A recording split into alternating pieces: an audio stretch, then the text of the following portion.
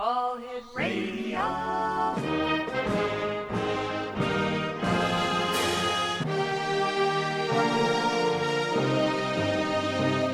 Welcome to the X Zone, a place where fact is fiction and fiction is reality. Now, here's your host, Rob McConnell.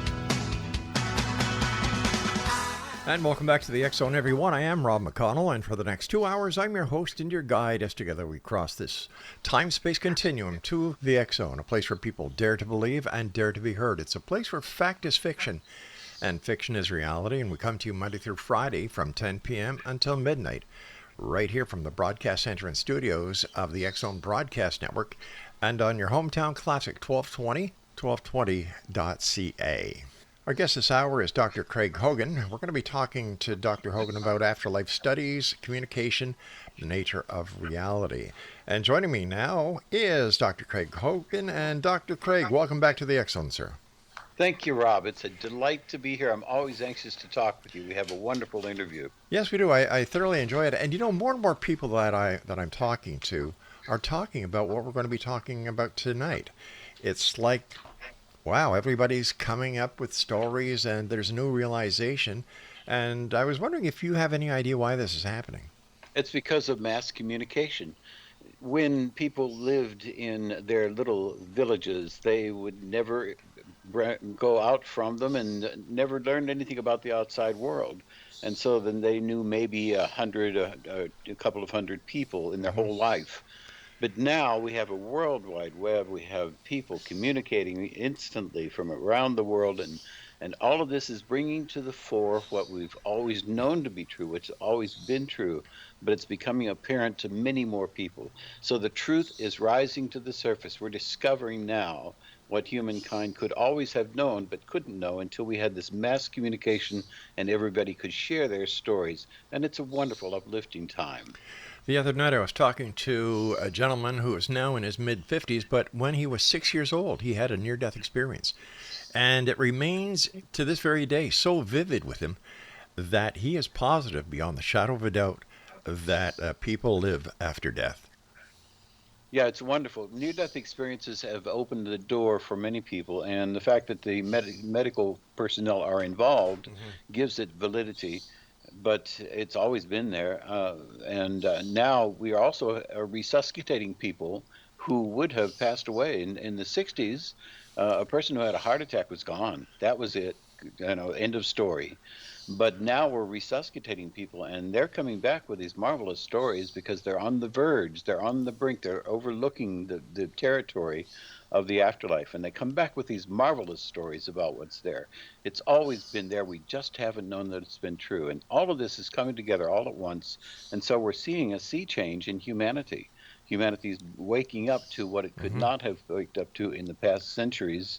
And now we understand more about the life after this life, the people who are living there, and the communication with them. Dr. Hogan, what experiences have you had that have proven to you beyond a shadow of a doubt that you are, sir, an eternal being?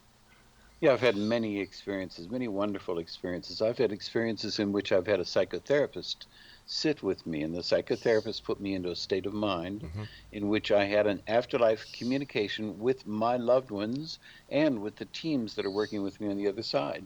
And so it's a demonstration of the fact that we are eternal beings having a physical experience, and we can communicate with our loved ones who are living in the other side. So I've sat there and I've had that experience of actually being with my loved ones who are in the other side. I've sat down and had what's called automatic writing, in which I allow the words to flow out of my mind onto paper just as quick as they come to me. And anybody can do that and can communicate with people living in the afterlife. And they've given me messages through it. They've given me messages with evidence. I had one in which I sat down with a woman who had passed, and I wanted her to help me write one of my books. Hmm. And so I asked her, Greta, how do I know that it's really you there? And she said, test me, just like that. And I was scribbling these down because I was using automatic writing. And I said, well, okay, what would the headline be on MSNBC in the next 3 days?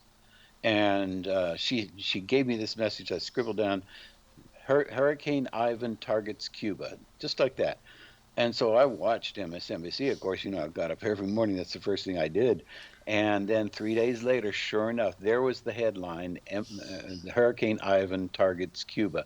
And I then, of course, I made a copy of it right away. Sure. But these are some of the incidents, and I've had hundreds of these, where the people from the life after this life communicate clearly to me because of the fact that I'm open to it. Anybody can communicate if you just have to be open to it. If you can just allow yourself to allow those messages to come through, they're trying to communicate. The phone is ringing. All we have to do is pick up and answer. So how would you instruct a person how to communicate with someone on the other side? What they have to do is they have to get used to the fact that they're going to be communicating in the same space where they think. And that's difficult for people to do because they think that their thinking space is theirs alone. It's private. Nobody Hmm. gets in there. I can think all by myself. And what they have to do is open up and allow that space to be empty. And when they empty it, then the person in the life after this life can come through and give them messages telepathically. They come through just like a thought, but it's a thought that's clearly coming from someplace else. It's not coming from the mind. And so we do is we teach people how to relax into an open state of mind. And when they relax into an open state of mind, then they empty their mind of all thoughts, Hmm. and then they ask the loved one to come through and communicate to them. And then they have to get used to the fact that the first notion, it's a notion that comes through, is going to be them. It's them speaking to them. And they have to get used to the idea that that's coming into the same space where they normally would think. And it isn't them thinking because they learn things that they could not have known otherwise. They find out things and then they have conversations with the people living in the life of this life. They're full conversations, just as though they were on this side of life. And so then they gradually learn to allow those messages to bubble up from the subconscious into the conscious mind, and anybody can learn how to do it. We have the psychotherapists do it in their office, up to 98% successful with people who come into their office and want to speak with the person for whom they're grieving. In our self-guided afterlife communication experience, in which we have a free training program online, Hmm. there's an 86% success rate in doing it. Anybody can learn to communicate with their loved one living in the life after this life. But what about the members of the medical and scientific community who say that, when the brain dies, the person's dead? Yeah, that's we're in the same circumstance now that people were in around the time of Galileo in the 17th century, and earlier than that in the 16th century with Copernicus. And what's happening now is that Galileo learned when he looked through his telescope, which is a new instrument that he started using, he saw that Venus had moons. Hmm. And the Earth, the Moon had craters, and Jupiter has moons, and so he wanted to show people that he wanted to show that to the learned people of the time. They just wouldn't look through the telescope. They refused to look through because that's not what Aristotle taught. That there are no such things as these kinds of planets outside there. And when they wouldn't do it, then he couldn't teach them. He couldn't help them to understand the reality that we know that that the Earth is not the center of the universe. That in fact, the Earth is a planet that circulates around the sun, and Hmm. it's a heliocentric viewpoint. And The same thing is happening now. We just can't get the scientists to look through the telescope. They just won't listen to the evidence that we have. We have the evidence that life continues after this life. All they have to do is look at the evidence that we have, and they'll realize that it's true. What evidence is that would be so compelling to the scientific community who doesn't even want to look through the telescope? Well, if we could get them to do it, we have people who are communicating from the life after this life to their loved ones living on this side of life. And they're communicating about things that are going on in their life right now. Wow. So we have recordings from a medium in the 20th century named Leslie Flint, and Leslie Flint had been a medium who could sit in a room, and people from the afterlife would come through and they would speak audibly. You could hear them. And so we have thousands of the recordings of them right now. And the recordings that we have are of one of them is of a woman who comes through from the afterlife to speak to her husband. And he was on the faculty of a university, and we actually have his records, and we have the patents that he made, and all the information about him. And she would come through every 6 months when he came to sit with Leslie Flint, and she would tell him about things he was doing in his everyday life. She remarked about at one time when he went to the cemetery and he was putting flowers on a grave, and she said she watched him put flowers on a grave, and it looked so pretty, but she can't understand why he was putting flowers on the grave because she wasn't there. And so she was remarking about that. She was remarking about what he was doing before he came. In one instance, she said something about his thoughts about a woman who he saw, and the woman looked very much like his wife, who was now in spirit. And he noticed that, and he thought it was startling that she looked so much like him. And she told him when he sat down with Leslie Flint, she told him about that. She told him what he was thinking. So we have thousands of these instances in which the people from the life after this life are coming through. They're telling people about the lives that they're living right now on this side of life, and that demonstrates the fact that they're fully alive. They're very conscious. They have memories. They are able to speak fluently. They're able to communicate easily. And so we know that they're alive in the life after this life. Now, these I've got to take a very short break here, Craig, but my question to you is, do these people from the other side come across and speak in their own voice, or do they have to come through and speak through the medium? We have both instances. So if they do come through a medium, a mental medium, then the medium gives the messages. Okay. Yeah. And but if they come through in something like Leslie Flint, who was a direct voice medium, he would sit in a room and an ectoplasmic voice box would form on his shoulder. And so then they would speak through the voice box using all the same intonations and the same voice and the same vocabulary that the person's loved one did in this life, in this side of life. All right, Craig, I hate to do this, same. but I do have to go for my break right now. Exo Nation, Dr. Craig Hogan is our special guest. www.seekreality.com is the website. I'm Rob McConnell. This is the X Zone, and you're listening to us on the X Zone Broadcast Network and on your hometown radio, Classic 1220, streaming classic1220.ca. Don't go away.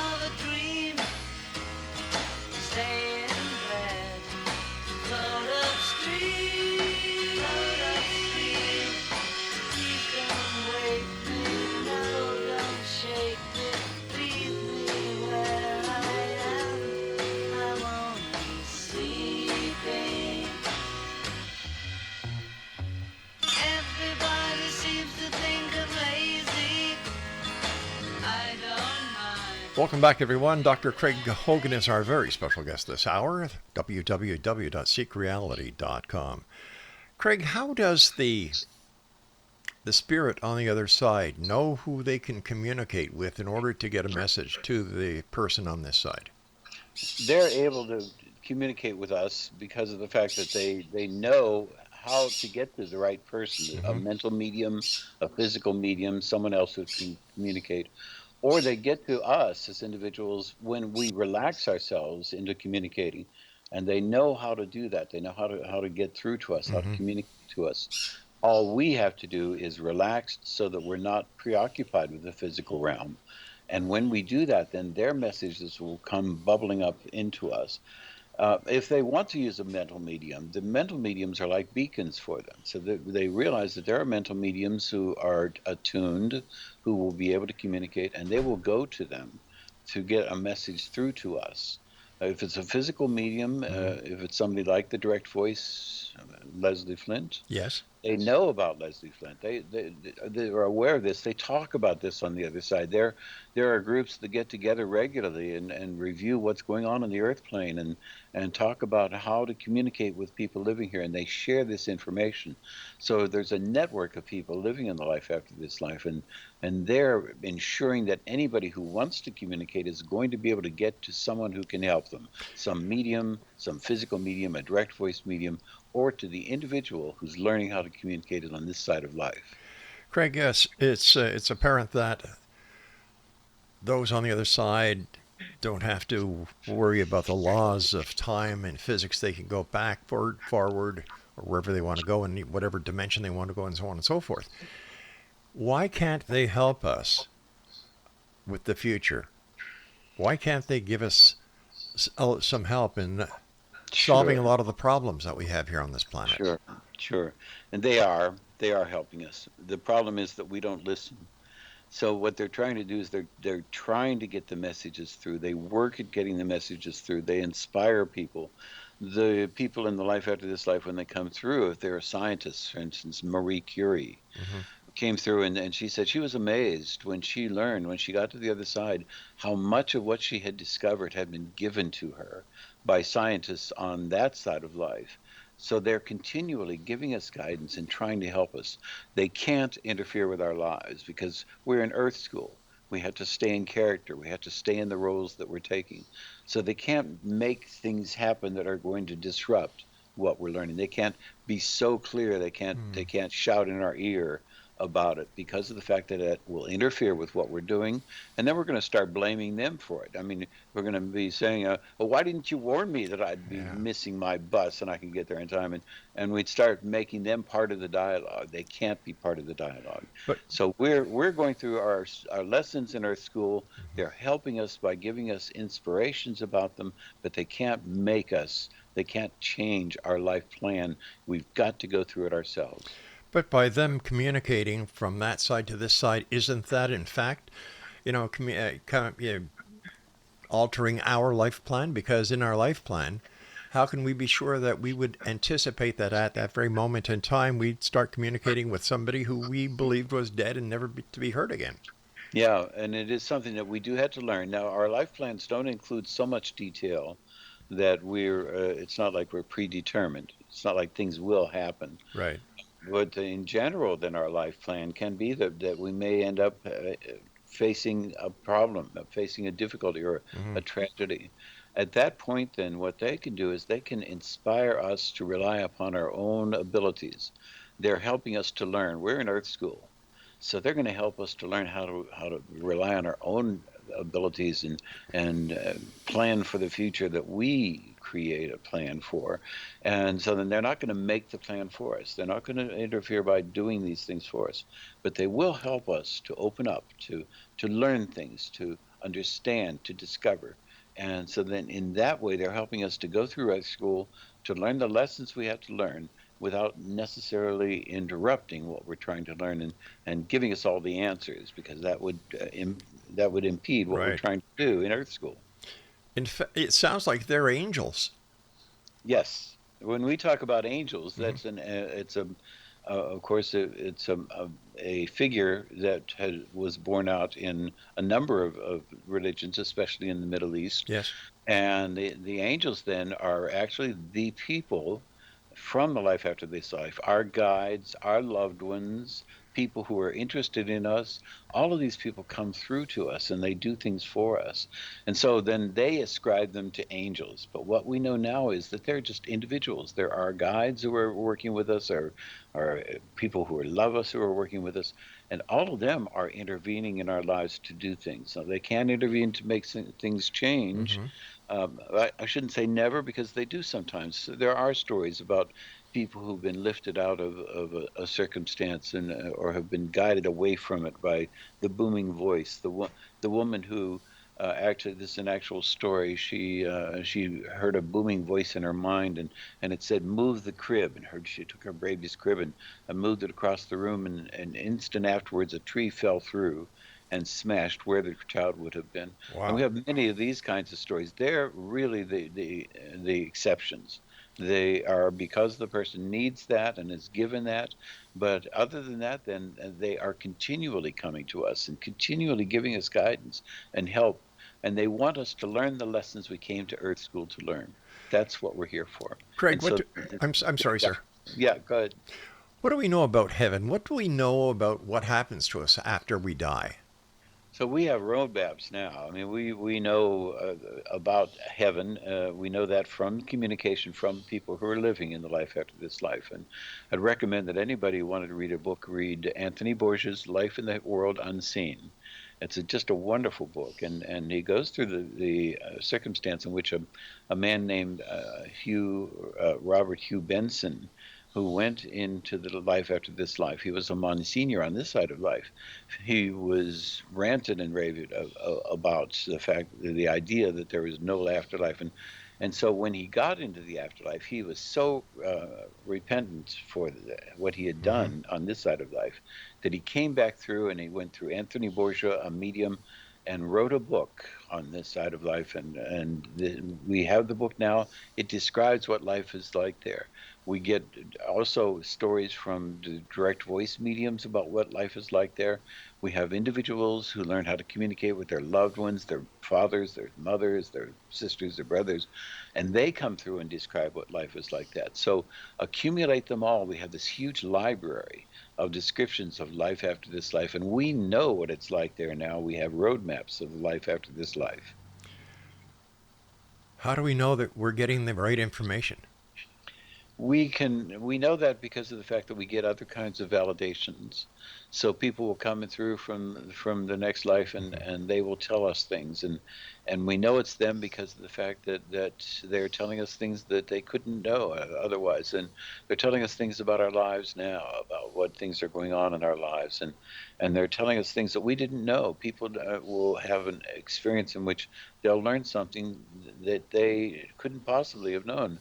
There's one instance in which a man was sitting in a psychotherapist's office named Dr. Alan Botkin, and a person came through, and he said that when he was having his connection with the life after this life, he said he saw his mother, and there his mother was, and beside his mother was a man he didn't recognize. He didn't know who he was, and so they just left that. And it was years later when he saw a family photo of a man, and that was that man that was in his description, in his what he had experienced, Mm-hmm. and the man was his actual father. Oh It my was his gosh. birth father. He didn't even know it was his birth father.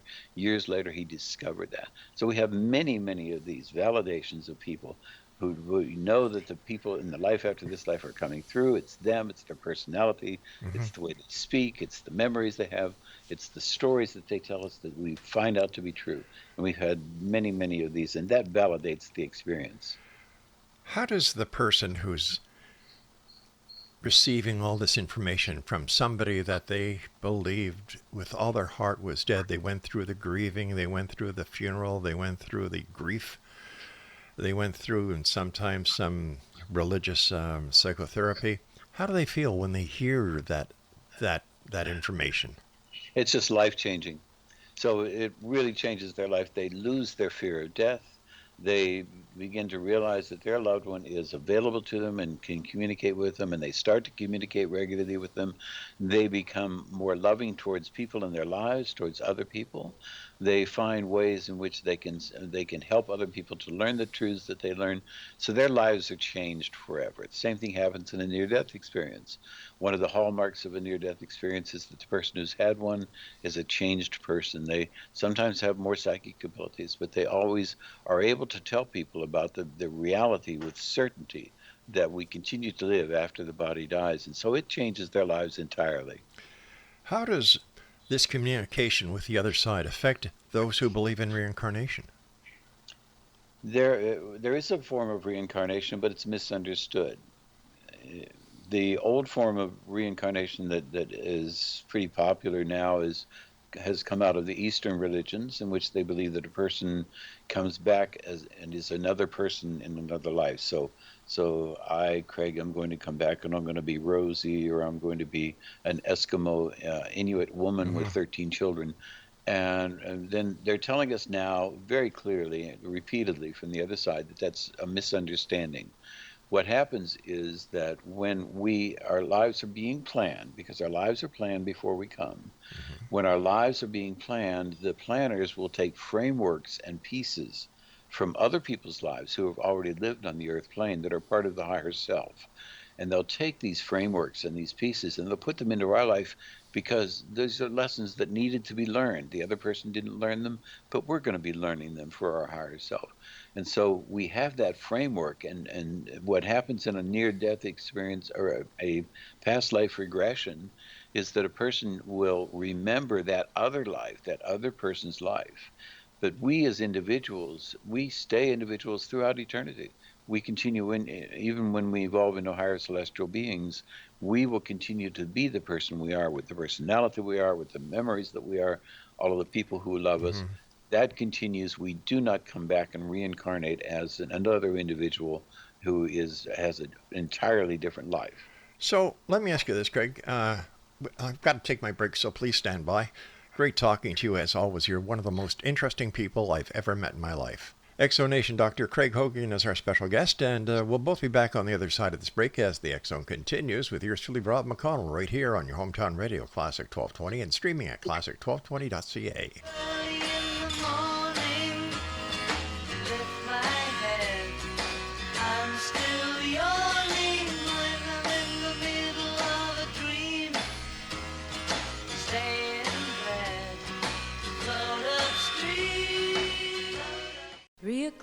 In the morning, and it looks like it's gonna be another sleepless night. I've been listening to your dreams and getting very low, wondering what I can do. Maybe I'm being foolish, 'cause I haven't heard you mention anybody's name at all. How I wish I could be sure it's me that turns you on. Each time you close your eyes, I've heard it said that dreamers never lie. You've been talking in your sleep, sleeping in your dreams. Dr. Craig Hogan is my special guest this hour. This is the X Zone. I'm Rob McConnell, and you're listening to us on the X Zone Broadcast Network and on your hometown radio, Classic 1220, streaming at classic1220.ca.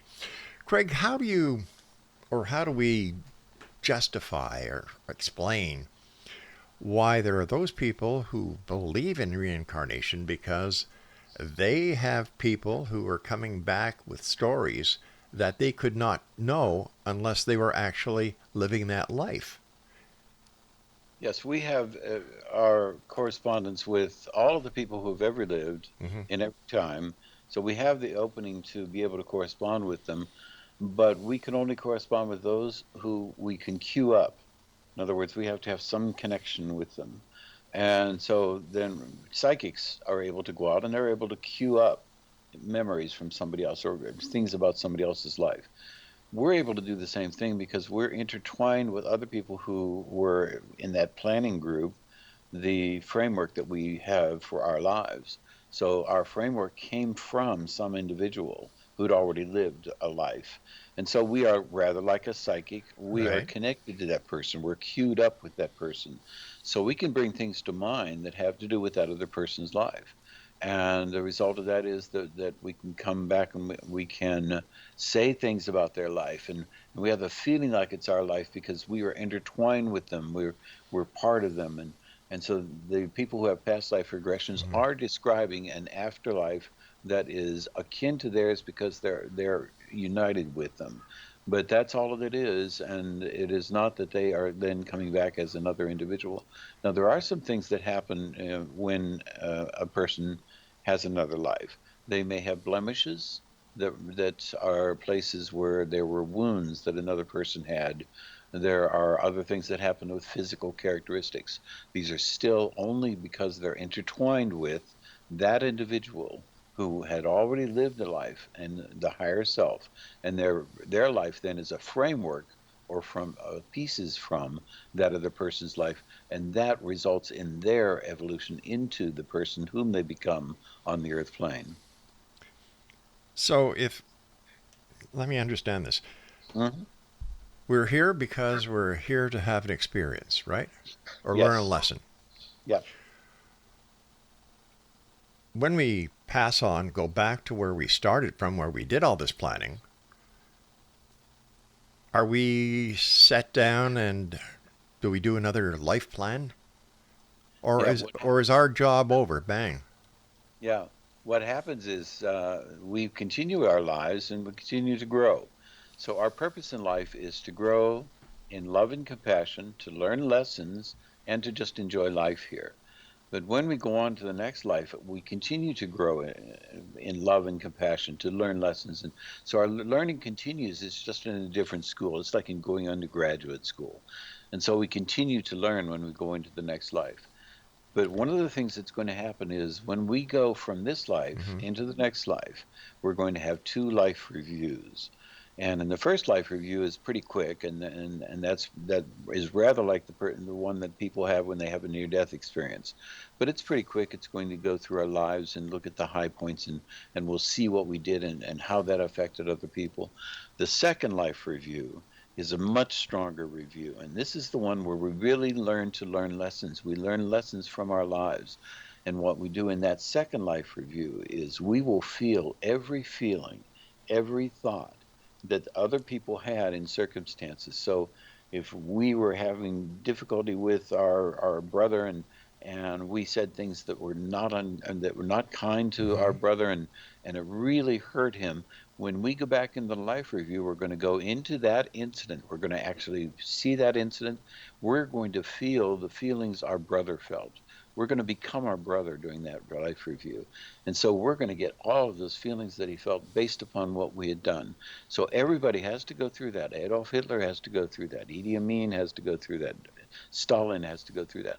We all will go through the lives of the people who were involved with us, and we will feel every feeling that they felt, all the emotions that they felt.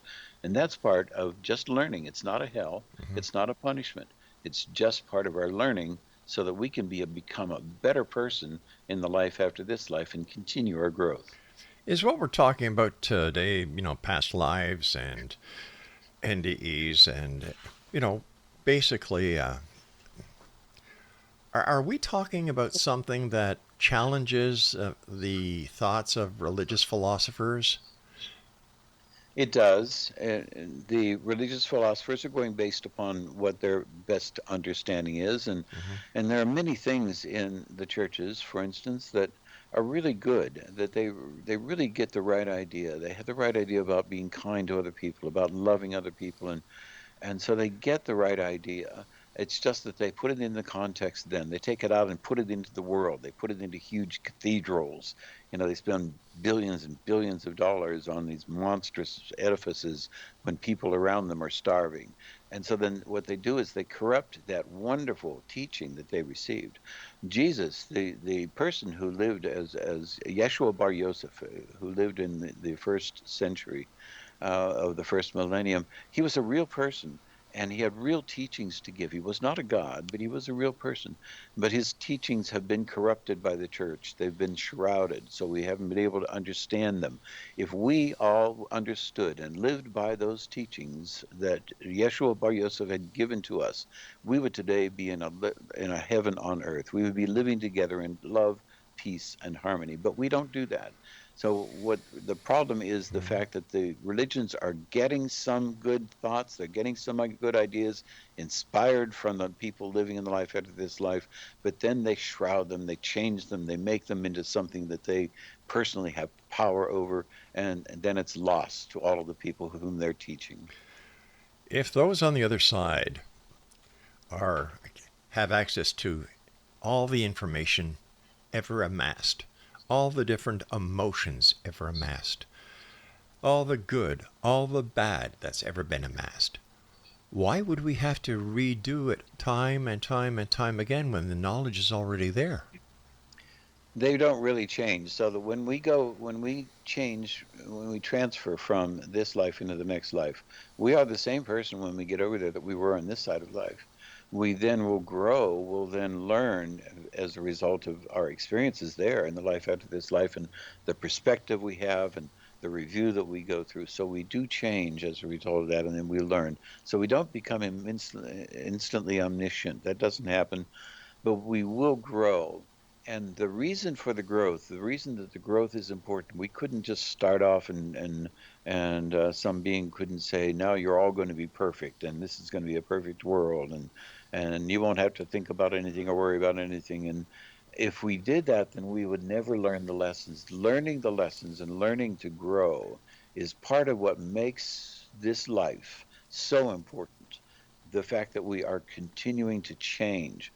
That change is something that can't be repeated by having somebody wave a wand and make everything wonderful. The growth is what's important. And through that growth, then, we are becoming all that we can become in eternity. And humankind is becoming all it can become through our growth or our individual growth.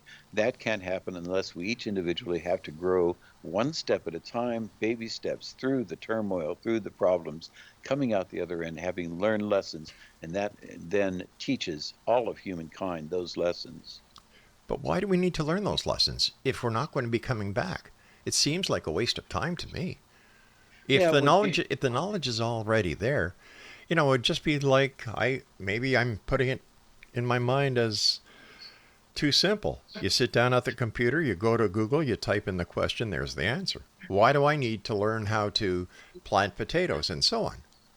Yeah, it's much the same way that we can see a microcosm of it in our lives here on Okay. Earth, the Earth plane. We will go through circumstances, we'll go through problems, and we've all experienced those problems. And when we come out of the other end of them, we have grown. We feel so good about ourselves. We feel good about the other people who are around us, who are with us in those struggles.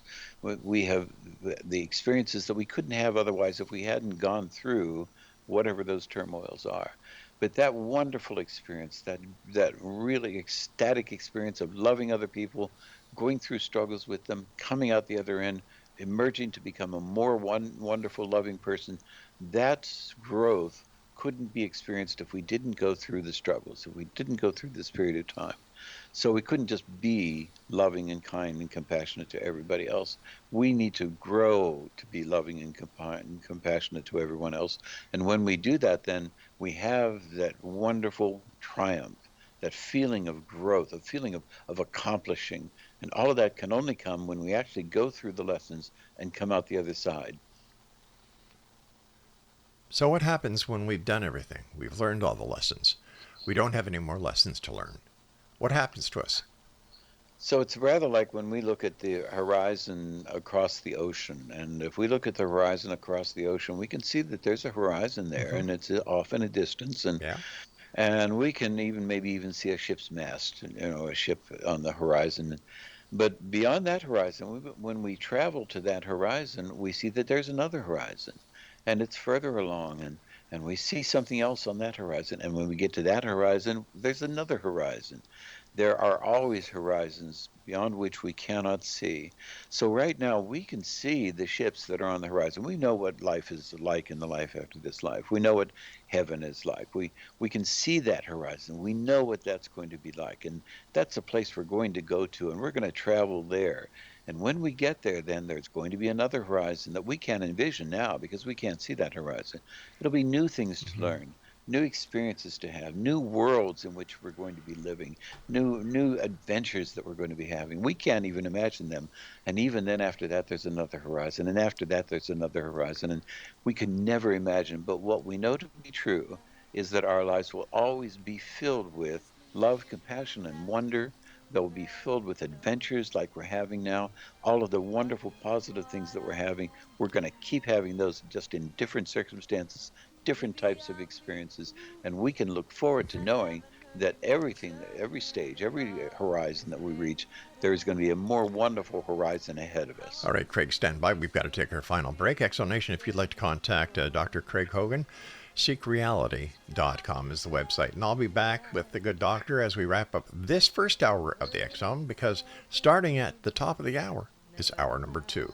I'm Rob McConnell, and you're listening to us on the X Zone Broadcast Network. And fascinating topic. Anyway, we'll be back. This is your hometown radio, Classic 1220, streaming classic1220.ca. With some sweet lover holding on so.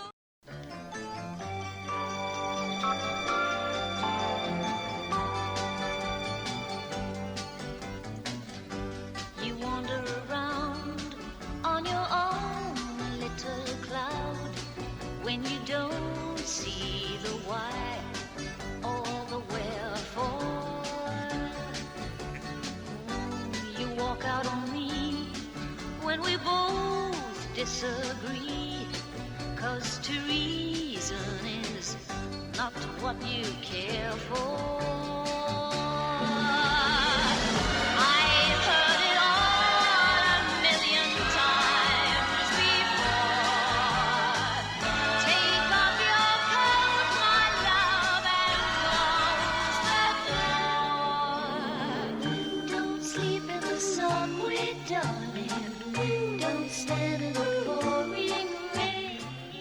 Welcome back, everyone. This is the final segment for this hour. And first of all, Dr. Craig, thank you so much for coming on. It's always a great pleasure talking to you. And this is one of the most fascinating topics that we talk about here in the X Zone. So thank you. Yeah, I very much enjoy it, and I'd love to come back anytime. You know the door is always open to you, my friend. Let me ask you this, Craig. There's people, as the X Zone is growing, who may not have heard, believe it or not, of what we're talking about today. They could be Catholics, they could be Muslim, they could be Christians, they can be atheist. They may believe in reincarnation. And how do we get the message across to them that this is what we believe? But it's more than what we believe, because there is undisputable evidence to support what you and I are talking about tonight.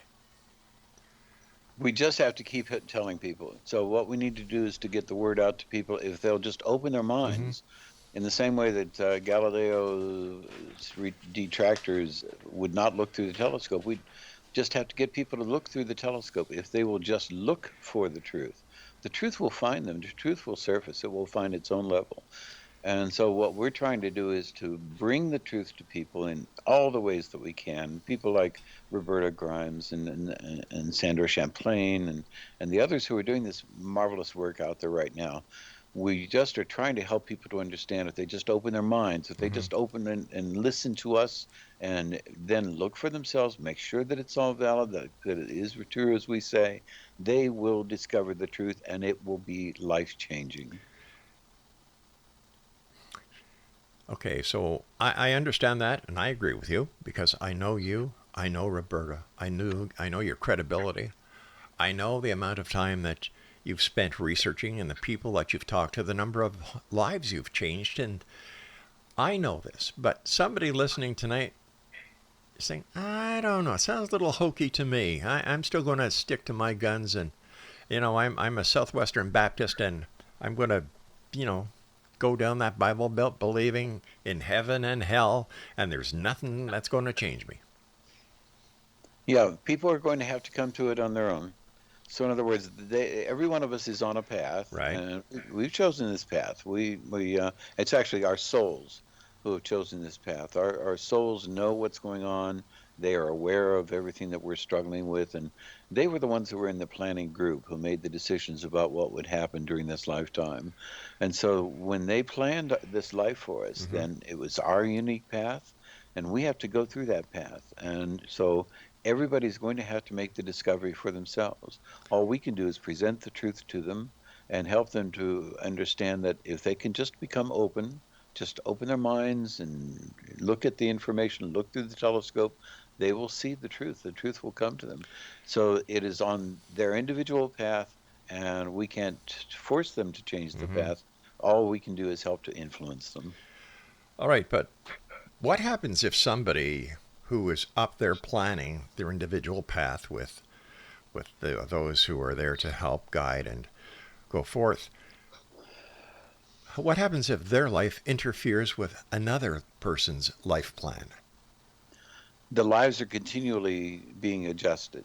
So what happens is if, for instance, murder and suicide are not in a person's life plan. Those are what a wonderful medium named Suzanne Giesman has described as free will gone awry.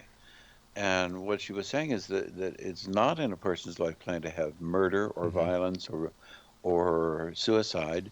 But if they do have that happen, then that changes everybody's lives. It changes the lives of the people around them. And so then there are adjustments that have to be made. And that was the point at which our souls and our guides then make the adjustments to our life's plan that we have with that person who's now no longer with us. And then we then are going to be changing the way in which we're going to be looking at life, the way in which we're going to be tackling obstacles, the kinds of things that come to us. So there are adjustments that are being made. We're continually in contact with our guides and with our loved ones and with people who are interested in us on the other side. And they will make the changes so that the things that will happen so that we can learn the lessons we need to learn, grow in love and compassion, and just have fun. If they're there guiding us, helping us, and making changes in our lives, why is this world so screwed up? Yeah, it's because we're in the crucible. We chose to come here. I mean, we chose to jump into the deep water. And so we chose this time in Earth's history, and we are encountering people who are at all levels of spiritual development. So we have people who are cruel and sadistic, and they are people who are going to cause harm to other people. And we live with those, and we live with people who are loving and gentle and kind, and we chose to be in this time in history so that we could make our own choices, so that we could choose then whether we wanted to be violent and we wanted to be angry, or we can choose to be loving and kind. And we needed these disparities in this time in life's history so we could learn the lessons that we are learning right now. And so our souls did this for us because this is the time when we are going to best learn the lessons that we are intended to learn during this lifetime. How did that work for the Neanderthals, the cavemen? Where did it start? What we know about the life before our lives, the life before this life that we're living now and the history that we have now, is that there is a history that came into being at the time when we looked for a history. And what I mean by that is if you know about Schrodinger's cats, Erwin Schrödinger had a thought experiment because he couldn't believe that quantum physics was as it is supposed to be, that you can't know the reality until it's observed.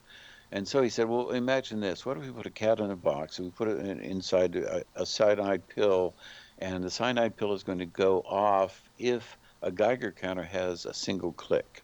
And that could happen in a year, it could happen in 1,000 years, it could happen in 10 seconds. But what he's saying is when the cat is in the box, quantum physics says you don't know whether the cat is dead or alive.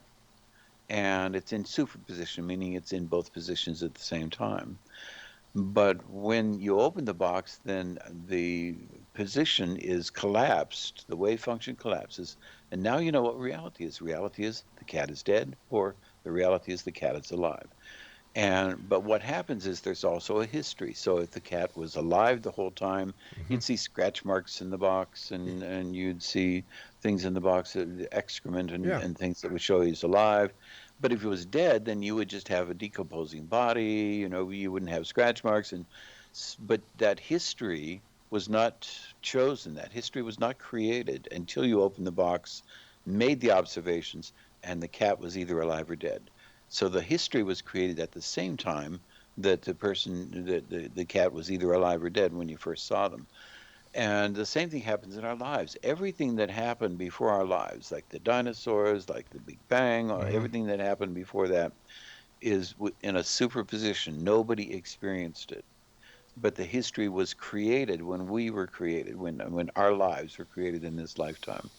And so then the Neanderthals and the Cro-Magnon man and Zinjanthropus erectus and all of the other the precursors of human beings, all of that history was created when our lives were created. And so we can't say that they were somehow then living day, sunrise, sunset, Right. sunrise, sunset every day. It was a history that was created when our lives were created. And that's the only way we can understand the fact that the Neanderthals did exist. The Cro-Magnon man did exist. And Don't their skeletons have anything to do with it? that's part of the evidence, right? So Yeah. that's when you open up the box in the cat and you had scratch marks and you had excrement, or you didn't have, and all of that was created at the moment that you opened the box. But what And about that's what happens in our lives. The skeletons, the dinosaur skeletons, everything was created. what would have happened if the guy would have opened the box when the cat was meowing like crazy? Yeah, then that means the cat was alive. Yeah.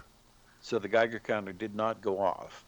But before you opened the box, the cat was in a superposition. It was both alive and dead, and neither alive and dead. It was smeared out. In other words, then reality, the history was not created until after the box was open. And then it collapsed into reality. And the same thing happens in our lives. So our lives collapse into reality every time that we open a door or look in a room, every time we do something. And that's true of the history of our lives and the history of humanity. So we're alive and dead at the same time? Yeah, yeah.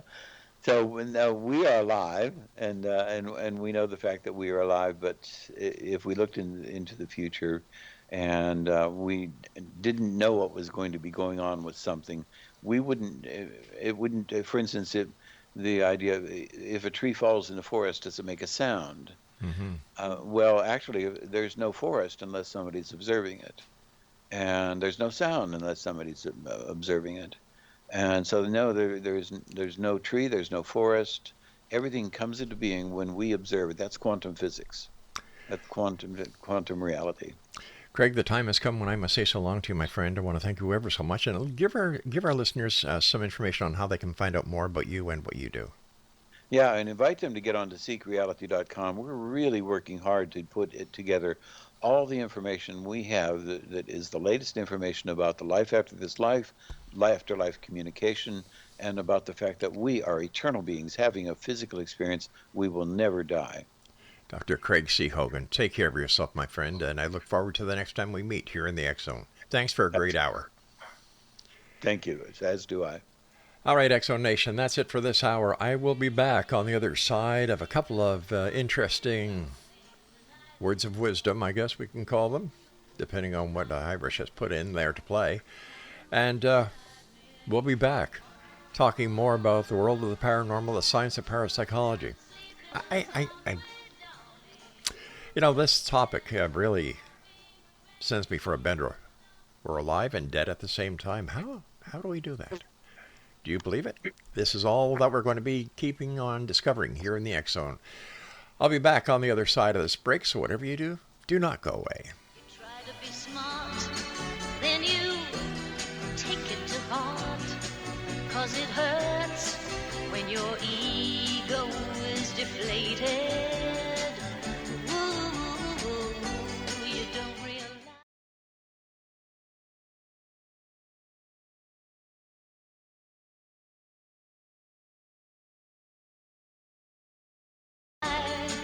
That it's all compromise and the problems are